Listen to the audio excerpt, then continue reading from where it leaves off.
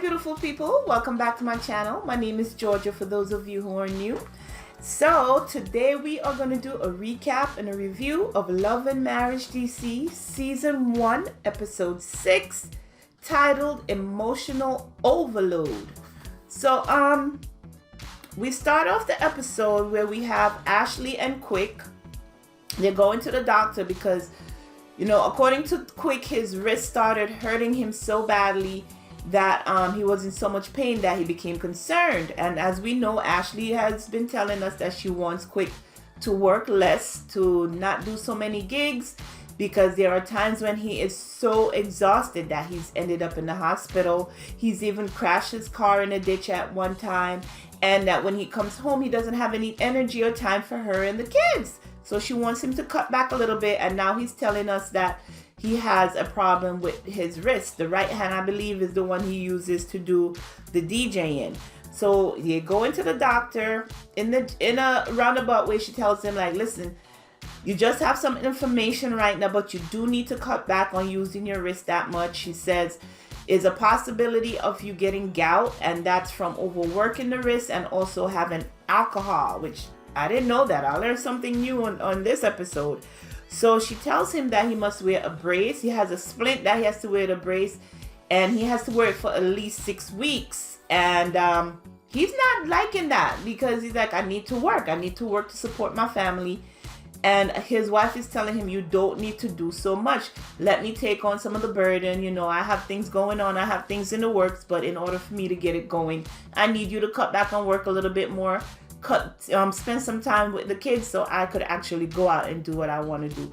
But as we know from talking to Quick, he said he's been taking care of his family, not even his immediate family, his wife and kids, but he's been taking care of his family for a very long time.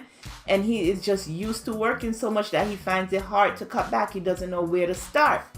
So, all right, he and Ashley went back and forth for a little bit in the confessional. There was nowhere where he said, okay, babe, I'm going to cut back a little bit. He didn't make any promises that he's going to cut back and work. But we have to see as time goes forward.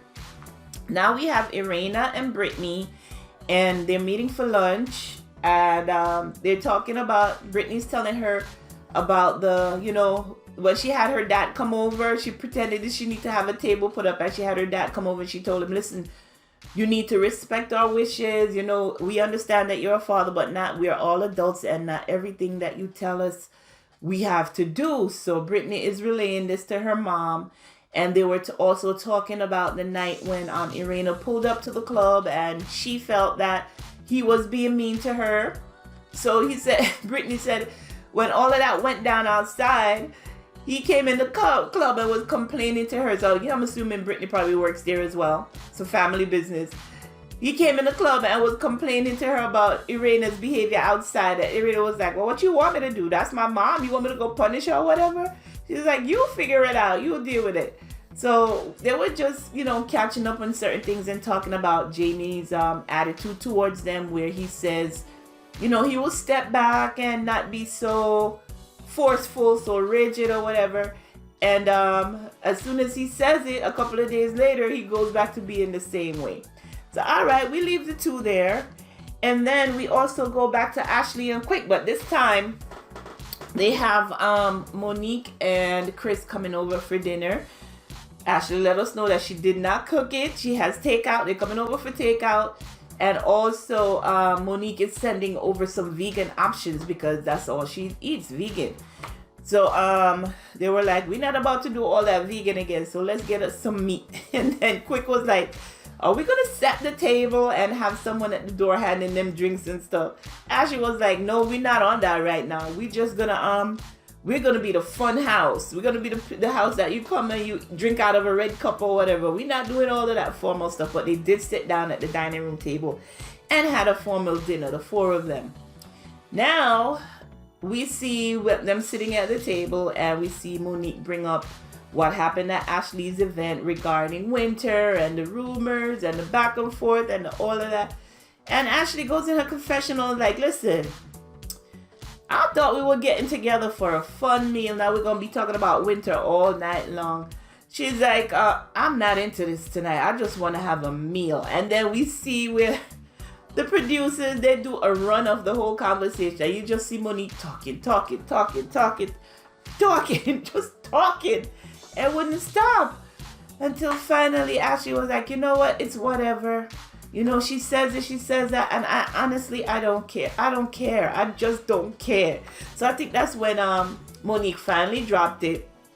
But then she told them about her intuitive healer, that she said the night after the party, she had to call up the lady and tell her, open up the space for her because she needs to get this energy off of her. So of course the couple, Ashley and Quick, were interested. Like, what is that? I think we need, something like that. So Monique set it up where they're all gonna go to the intuitive healer together. So now we have we leave them there at the table, and if you guys don't already know my notes, so now we have Winter and her kids. She let us know she has 4 kids with her ex-husband. I believe her oldest is 20. And so she was having a conversation with her older daughter and her son. And she apologized. She told him that she filed for divorce from Kevin. And her daughter was like, yeah. So she apologized to them about, allowing this man to come into their home and come into their lives and cause chaos. The daughter said, Mommy, do not worry about it. We saw him love bombing you, which is a word that Kevin used when he met with Chris for lunch, that, Winter's kids accused him of love bombing her.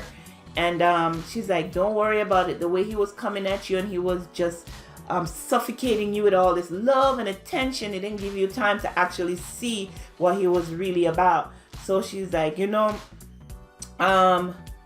don't think you're a failure, because that's what Winter said she feared. That she feared that her kids would think she's a failure because she's already divorced from one husband.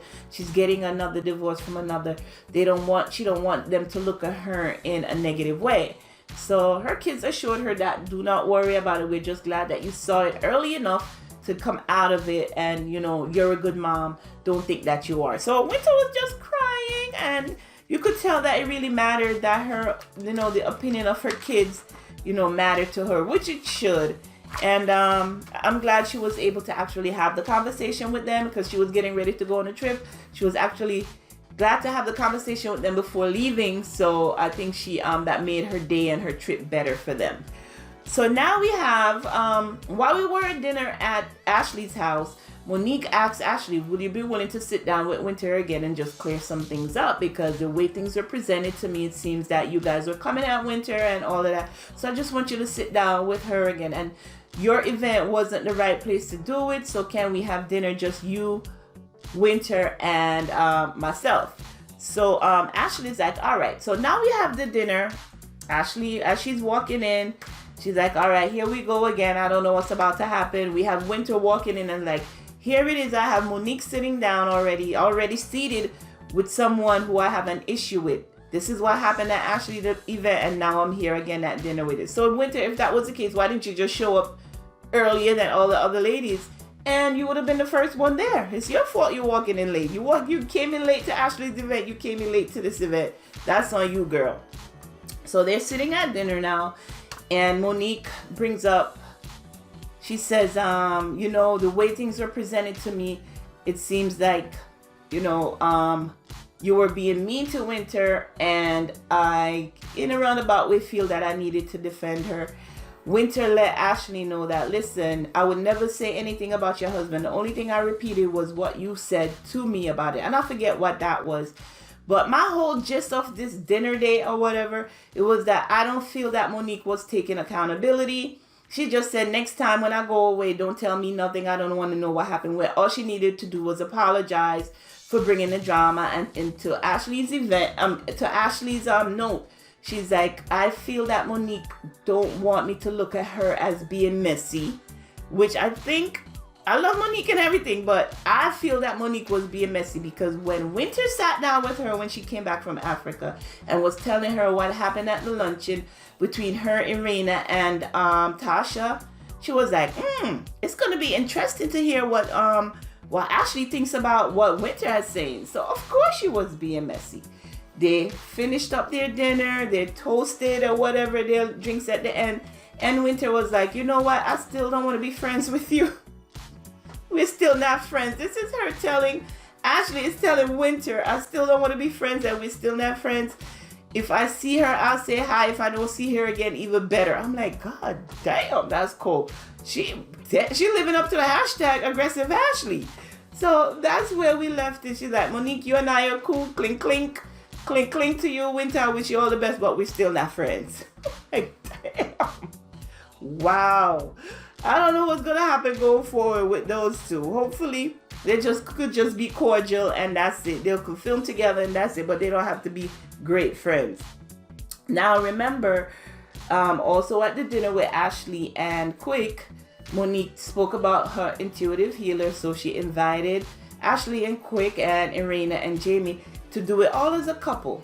So, what this lady does, Monique says, is that she reads deeper into you to find out what's going on with you. She's a spiritual healer. She gives you tips and stuff for you to take away and go talk about. So she comes in.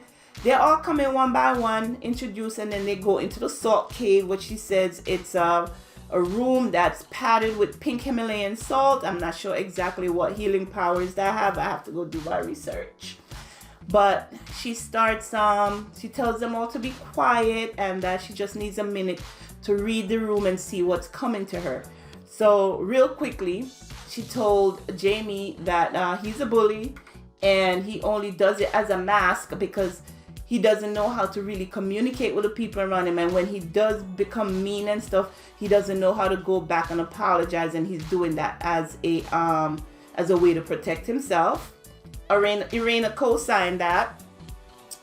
She told Quick that she was seeing the number 999, and then we find out, Quick tells us that he was 9 years old when he found out his mother his mother had cancer. She passed when he was 10, and that his father died in 1999, and that he felt that at that time he needed to step up and take care of the family. He said his whole life his father was told that because of his career, which was DJing, that it wasn't a real career. Why don't you go get a real job and stuff like that? So he felt that he needed to make sure, when he started learning DJ at 10 years old, he needed to make sure that, he brought it to the forefront and made a full-time career of it, which is what he's actually doing because he's a well-known DJ that travels internationally and, he does a lot. So he feels that he wants to make sure that his father, who is in heaven now, is looking down on him and making sure that he's making his mom and dad proud, which is what Chris co-signed and said, I feel that he's seeing you, Quick. And that was interesting to see. Now he tells, I don't think he read Monique, but he read Chris, and he told Chris, what did he tell Chris? He told Chris is that don't live through Monique. She's like, I feel that you're living through her. You're letting her, even though you had your career, you're letting her step forward and be her. But Monique right now is frustrated with Chris because even though his football career is over as a player, she feels that he really needs to get into his passion, which is coaching. And he's not doing that. He's just, helping her with her business and with the kids and stuff like that. But she wants him to go ahead and pursue a career in football. So she tells him, do not live through Monique, find what fuels you. She told Erana that she feels like she's covering up a lot as far as like, I'm seeing with you, I'm seeing a slice of bread and peanut butter spread on the bread and it's evenly spread like it's covering up something. Okay, Erana takes that to mean that, listen, I feel that I always need to be walking a straight line when it comes to my marriage and my husband. I cannot step out of the house without, putting on makeup or making sure I look perfect. And she was like, the reason that is because I feel that I need to be perfect in everything I'm doing. So she was like, let that go. You don't need to be that way. But Erana is like, that's how it is and I need to work on it. So she was touching points with everyone. The last person, did she say she did give a reading to Ashley, but I didn't make a note of it. But she really did go into Quick where she's telling him, listen, you have problems that you need to deal with and you just need to come to terms with it. And Quick was like, the reason I work so much is because I don't want to deal with my problems. So she had him look into that. And they move forward. Let me see. Jamie skeptical, aggressive, quick 9 years, no good news, always Chris 5. But I don't remember what she told Ashley. I cannot remember for the life of me, but she did touch base with everyone except Monique. So the couples finished up with Erana, and then we have Quick. The last scene of the episode, we have Quick meeting his brothers. I believe it's in Virginia that he was meeting up with his brothers at his father's gravesite. And he let his brothers know that, listen, I know over the years I've been putting a lot into my work, but I do want to spend more time with you guys. You know, we went through a lot with both of our parents passing away so young. And even though we have a good relationship, it can be better. And then he asked his brothers, do you think that dad is looking down on us and is he proud? And of course, they co-signed that as well. And then he read a letter that his mom wrote when she was on her dying bed. He's like, he's only read it twice. He read it with his wife, Ashley. And then he's reading it again here. But he started tearing up, so we didn't hear all of it. But he let his brothers know that, you know, he appreciated them coming out. And he wants to make more time to be around them. And I think he said he's planning to probably just inviting them out more often. Maybe, you know, give them a job on, you know, his team. Because it takes a team to do what Quick is doing. So let's see how things work out with him and his brothers. And that just it. He went into the confessional and told us that, you know, he really does want to spend more time with his family, and he wants to spend more time with his brothers as well. So that was the episode. That is my recap and my review of this episode. I believe next week we have Winter and Winter and Erana meeting for lunch, where Erana is gonna let her have it. Like, how could you go back and talk about what I told you in confidence? So there's a big blow up regarding that. And I believe we see Monique at work at the radio station. She did get the job. I don't know if it's permanent or it's a guest spot, to see how she's doing. Maybe she's still auditioning. So we get to see that next week, and then other stuff happening. So that is my review of Love and Marriage DC Season 1, Episode 6, titled Emotional Overload. Be sure to thumbs up this video, subscribe to the channel, and leave a comment if you wish. Until next time, be sure to take care of yourselves and your family. Bye-bye.